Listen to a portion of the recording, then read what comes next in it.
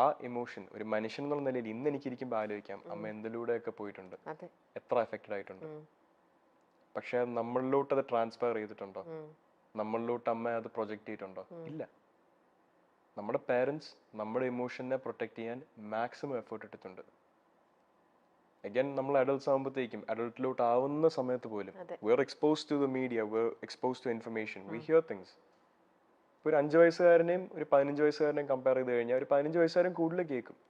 Child തന്നെ, പക്ഷെ കൂടുതൽ കേൾക്കും. പേരൻസിന്റെ സൈഡിൽ നിന്നാണ് ഇന്ന് കേൾക്കുന്നത്.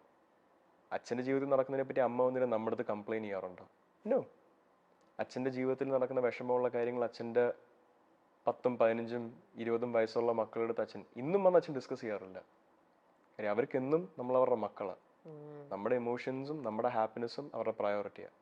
അപ്പം അവരുടെ പ്രോബ്ലംസ് വെന്റ് ഔട്ട് ചെയ്യാനും അത് അവർക്കൊരു സമാധാനം കിട്ടാനും നമ്മുടെ എനർജിയോ നമ്മുടെ മെന്റൽ പീസോ അവർ സാക്രിഫൈസ് ചെയ്യത്തില്ല. അത് it's not an option for them. So അങ്ങനെ ഒരു ഡിസ്കഷൻ വീട്ടിലുണ്ടാവാറുമില്ല. അല്ല, പക്ഷെ നിങ്ങളിപ്പോ വെന്റ് ഔട്ട് സെഷൻ എന്നല്ല, നിങ്ങൾക്കിപ്പോ അങ്ങനെ ഒരു ഇതിലൂടെ നിങ്ങൾ ആ ഒരു ഹാർഡ് ഫേസിലൂടെയാണ് ഇപ്പൊ നിൽക്കുന്നെന്നുണ്ടെങ്കിൽ ജസ്റ്റ് കമോൺ, അതൊന്നും ഇല്ല എന്ന് പറഞ്ഞ് നിങ്ങളെ ആ ഒരു നോർമൽ ലൈഫിലേക്ക് പുള്ളി ചെയ്ത് കൊണ്ടുവരേണ്ടതും ജസ്റ്റ് ടേക്ക് ഇറ്റ് ഈസി എന്നുള്ളൊരു സാധനം, അത് ആ ടേക്ക് ഇറ്റ് ഈസി എന്നുള്ള വാക്ക് അച്ഛൻ യൂസ് ചെയ്യാറുണ്ട്. He seems unbothered by it. പക്ഷെ പല സമയം ടേക്ക് ഇറ്റ് ഈസി എന്ന് പറയേണ്ട ആവശ്യം പോലും ഇല്ല. Like I said, kids learn from home. അച്ഛനും അമ്മയും അതിന് എന്തുമാത്രം റെസിലിയൻസ് കാണിക്കുന്നു, അതായിരുന്നു നേരത്തെ ഞാൻ ഡിസ്ക്രൈബ് ചെയ്തത്. ആ റെസിലിയൻസ് കാണുന്നതിൽ നിന്നാണ് നമുക്ക് സ്ട്രെങ്ത് കിട്ടുന്നത്. അതേ സമയത്ത് അവർ എഫക്റ്റഡ് ആയിട്ട് നമ്മുടെ മുന്നിൽ വന്നു കഴിഞ്ഞാൽ നമ്മളും വീക്ക് ആവും. So kudos to their mental strength and their courage for making sure that we weren't affected by it. Not just me, my 3 siblings as well. Super. മാധവന്റെ ഗേൾ ഫ്രണ്ട്, മാധവന്റെ കല്യാണം, ഇത്തരം വിഷയങ്ങളിലെ പുതിയ വാർത്തകൾക്കായിട്ട് കാത്തിരിക്കുന്ന സോഷ്യൽ മീഡിയ ഗ്രൂപ്പുകളോട് എന്താണ് മാധവന് പറയാനുള്ളത്? ഒരുപാട് കേട്ടിട്ടുണ്ട്. ഒരുപാട് ആൾക്കാരെ കൊണ്ട് തന്നെ സോഷ്യൽ മീഡിയ വിവാഹം കഴിപ്പിച്ചിട്ടുണ്ട്. സാരമില്ല, സമയമാകുമ്പോ ഞാനും എന്റെ കുടുംബവും അറിയിച്ചോളാം. ഞാൻ റിലേഷൻഷിപ്പിലാണോ ഇപ്പോ? ആണോ? അല്ല. അല്ല, ഞാൻ കേട്ടത് ആണെന്നാണ് പറഞ്ഞത്. Framing my own question. So ഞാനൊരു റിലേഷൻഷിപ്പിലാണോ? അല്ല. എനിക്കൊരാളെ ഇഷ്ടമാണോ? തീർച്ചയായിട്ടും എനിക്കൊരാളെ ഇഷ്ടമാണ്. എന്റെ കല്യാണം ഉറപ്പിച്ചിട്ടുണ്ടോ? ഏയ് ഇല്ല. എനിക്ക് അതിനുള്ള പ്രായമോ പക്വതയോ എത്തിയിട്ടില്ല. ഞാൻ മാധവ് സുരേഷ് 24-ാം വയസ്സിൽ ആ പ്രായത്തിലൂടെ എത്തിയിട്ടില്ല.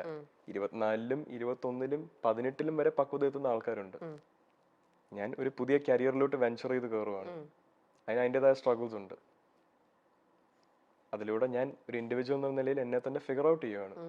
സ്റ്റെബിലിറ്റിയും സമാധാനവും ലൈഫിലോട്ട് വരുന്ന സമയത്ത് ഒരു പാർട്ട്ണറിനെ ഏറ്റെടുക്കാനുള്ള പക്വത എനിക്ക് വന്നാൽ ആ സമയത്ത് ഞാൻ ആലോചിക്കേണ്ട ഒരു കാര്യമാണ്. റിലേഷൻഷിപ്പ് ആയാലും മാരേജ് ആണെങ്കിലും kids, everything that follows, it's for that point. ഇന്ന് മാധവ് സുരേഷ് ഒരു കരിയറിലോട്ട് വെഞ്ചർ ചെയ്ത് കയറിയിരിക്കുന്ന ഒരാളാണ്. സ്വന്തം ജീവിതം സമാധാനമായിട്ട് ജീവിച്ചു പോകാൻ നോക്കുന്ന ഒരാളാണ്. അതേ സമയത്ത് പ്രേമമൊക്കെ ഉണ്ടാവാം, ഏതൊരു മനുഷ്യനും ഉണ്ടാവും. അതേപോലെ എനിക്കൊരാൾ ഇഷ്ടമാണ്. അത് സബ്സ്റ്റാൻഷ്യൽ ആയിട്ട് സിഗ്നിഫിക്കന്റ് ആയിട്ട് വന്നു കഴിഞ്ഞാൽ നാട്ടുകാർ നേരത്തെ പറഞ്ഞ പോലെ കുടുംബക്കാരും ഞാനും അറിയിച്ചോളൂ. ഇപ്പോ നമ്മുടെ സെലിബ്രിറ്റിയുടെ പേര് തന്നെയാണെങ്കിൽ പോലും ദിലീപേട്ടന്റെ മോള് മീനാക്ഷിയുടെ പേരിലും ഒക്കെ കുറെ നിങ്ങളുടെ തമ്മിലുള്ള കല്യാണം തീരുമാനിച്ചു വിത്ത് ഫാമിലി ആയിട്ടുള്ള ഫോട്ടോയും കാര്യങ്ങളൊക്കെയാ വരുന്നത്. എന്തൊക്കെ റൂമേഴ്സ് ഓരോന്നും പറഞ്ഞ ആൾക്കാർ വേറെ എന്തിനൊക്കെയോ പോയപ്പോ എവിടത്തേക്കോ ഫോട്ടോ എടുത്തിട്ട് ആൾക്കാർ വെറുതെ ഇട്ട് ട്രോളും ഓരോന്നും പറഞ്ഞ് ഓരോ റൂമേഴ്സും വരുന്നുണ്ട്, വേറെ ഓരോന്നും പറഞ്ഞിട്ട്. മീനാക്ഷിയുടെ കാര്യം പറയാനാണെങ്കിൽ ഞാനും മീനാക്ഷിയും വളരെ നല്ല ഫ്രണ്ട്സ് ആണ്. നമ്മൾ ഏകദേശം ലൈഫിന് ഒരേ പേഴ്സ്പെക്റ്റീവ്, ഏകദേശം മാധവും മീനാക്ഷി എന്ന് പറയുന്നത് ആണും പെണ്ണും വേർഷൻസ് ആണ് എന്ന് പറയാൻ പറ്റും. പല കാര്യങ്ങളിലും ബിഹേവിയർ അതിന് സംസാരിക്കുന്ന രീതിയാണെങ്കിലും അങ്ങനെയുള്ളതാ. നമ്മൾ അടുത്ത സുഹൃത്തുക്കളാണ്. Are we best friends? No. Are we friends? Close friends? Yes, we are. അതിന്റെ മുകളിലോട്ട് ഒരു ചെറിയ ഞാനും ദിലീപ് അങ്കിൾ ഒരു ഫോട്ടോ ഇട്ടാലോ, ഇനി മീനാക്ഷി എന്റെ ചേച്ചിയുടെ കല്യാണത്തിന് വന്നാലോ, നമ്മൾ ഇതിൽ ഇവന്റിൽ വെച്ച് കണ്ടൊരു ഫോട്ടോ ഇട്ടാലോ, നേരെ കല്യാണാലോചനയോട്ട് പോകുന്നത് അഗൈൻ ഞാൻ പറഞ്ഞ പോലെ goes back down to ratings, ആൾക്കാരുടെ ക്ലിക്സ്. അത് കിട്ടാൻ വേണ്ടി ഇങ്ങനെ ഒരു 2 സെലിബ്രിറ്റീസിന്റെ മക്കളെ വിവാഹം കഴിക്കുന്നു എന്നുള്ള ന്യൂസ് വരുമ്പോൾ ആരായാലും ക്ലിക്ക് ചെയ്ത് പോകും, എസ്പെഷ്യലി ഇൻ ദിസ് ക്രൗഡ്.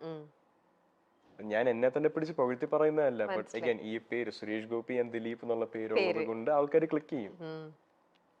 അതിനുവേണ്ടി ഇങ്ങനെ ന്യൂസും റൂമേഴ്സും ക്രിയേറ്റ് ചെയ്ത് വിടുക എന്നുള്ളത് അഗൈൻ മാധ്യമക്കാരുടെ ഒരു രീതിയാണ്. അവർക്കും മുന്നോട്ട് പോകണ്ടേ. അതെ.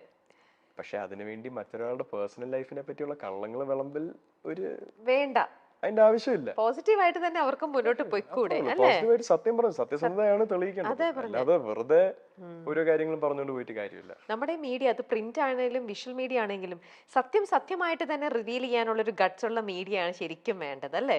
ഇങ്ങനെ ഒരു ഫേക്ക് മീഡിയം അവർക്ക് ഇങ്ങനെ കുറെ ട്രോളാനും അല്ലെങ്കിൽ അവർക്ക് കുറച്ച് ഇങ്ങനത്തെ കുറെ കോമന്റ്സും ഇങ്ങനത്തെ അങ്ങനെയുള്ളതല്ലല്ലോ, ജെനുവിൻ ആവുക അല്ലേ? മനുഷ്യന്റെ ഒരു പേർപ്പസ് തന്നെ ജെനുവിൻ ആവുക എന്നുള്ളത്. 90% മനുഷ്യരും ജെനുവിൻ അല്ല. It's A fact. ഞാൻ 100% ജെനുവിൻ ആണോ? I don't think so. I try my best. Am I 100% genuine with every single thing I do in my life? No, sometimes I have to make an ingenuine decision to protect myself. സ്വാഭാവികമാണ്. പക്ഷെ നമ്മുടെ ലൈഫിന്റെ core തന്നെ ഇൻജെന്യൂനിറ്റി ആക്കരുത്. Especially മറ്റാൾക്കാരുടെ ജീവിതത്തിനെ പറ്റി സംസാരിച്ച് അല്ലെങ്കിൽ മാസ് മീഡിയയിലോട്ട് ആക്സസ് ഉള്ള ആൾക്കാരാണെങ്കിൽ don't go spreading rumors, don't go spreading lies. സത്യം പറയാ, അതാണ് മീഡിയയുടെ ഉത്തരവാദിത്വം.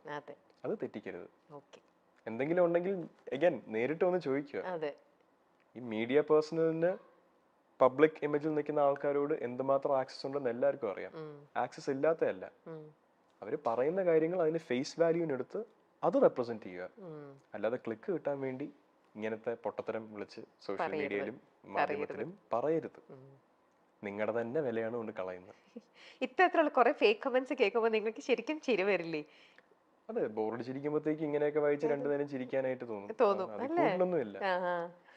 പക്ഷെ ഇത് കേൾക്കുന്ന ഒരു തേർഡ് പേഴ്സൺ, ഒരു സുരേഷ് ഗോപി ഫാൻ, ഒരു ദിലീപ് ഫാൻ, രണ്ടുപേരുടെ ഒരു ഫാൻ, ഇത് കേൾക്കുമ്പോ അവർക്കൊരു ഫോൾസ് ഹോപ്പ് കൊടുക്കുകയാണ്. അവർക്ക് സന്തോഷം കൊടുക്കുന്ന ഒരു കാര്യമായിരിക്കും അത്. എന്തിനാ വെറുതെ? മലയാളികൾക്ക് ഏറെ ഇഷ്ടമുള്ള രണ്ട് താര കുടുംബങ്ങളാണ് സുരേഷ് ഗോപിയുടെയും ദിലീപിന്റേതും.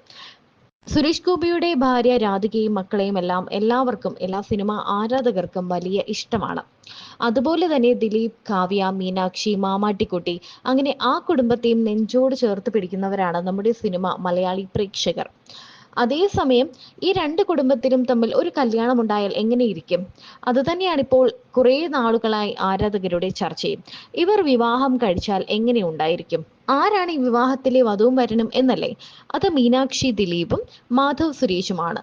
മാധവിനെ പറ്റിയുള്ള എന്ത് വാർത്ത വന്നാലും അതിന്റെ അറ്റത്ത് മീനാക്ഷി ഉണ്ടാകും. അതുപോലെ തന്നെ മീനാക്ഷിയെ പറ്റിയുള്ള വാർത്തകൾക്ക് പിന്നിലും മാധവിന്റെ ഒരു ചെറിയ പേര് എവിടെയെങ്കിലും ഉണ്ടാകും.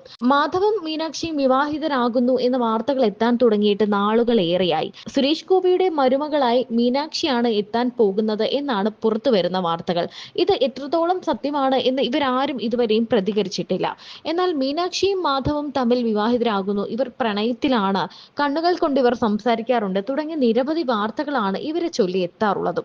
ഇതൊക്കെ സത്യമാണോ അല്ലേ എന്നാണ് പലരും ചോദിക്കാറുള്ളത്. ഇപ്പോൾ തങ്ങൾ സുഹൃത്തുക്കളാണോ അതോ പ്രണയിക്കുകയാണോ, വിവാഹിതരാകുമോ എന്നെല്ലാം തുറന്നു പറയുകയാണ് മാധവ് സുരേഷ്.